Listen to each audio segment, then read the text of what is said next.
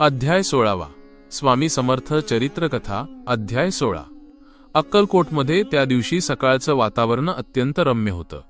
मंदगार हवा, फुलांचा सुगंध आणि स्वामींच्या उपस्थितीने परिसरात एक वेगळीच ऊर्जा निर्माण झाली होती. स्वामी नेहमीप्रमाणे चबुतऱ्यावर टेकून बसले होते. भक्त दूरवरून दर्शनासाठी येत होते. तेवढ्यात एक वयोवृद्ध माणूस स्वामींच्या चरणी येऊन बसला. चेहऱ्यावर चिंता आणि मनात असहाय्यता स्पष्ट दिसत होती.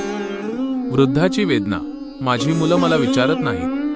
तो म्हणाला, स्वामी, मी माझ्या मुलांसाठी आयुष्यभर मेहनत केली, घर बांधलं, शेती वाढवली, काय नाही केली. आज ते मोठे झाले, पण मला विचारत नाहीत. कधी कधी वाटतं मी त्यांच्यासाठीच ओझं झालोय. त्याच्या डोळ्यात पाणी आलं. स्वामी शांतपणे ऐकत राहिले. थोड्या वेळाने म्हणाले, अरे, तू हे ओझं उगाच वाहतोयस. मनाचा त्रास हाच खरं ओझं.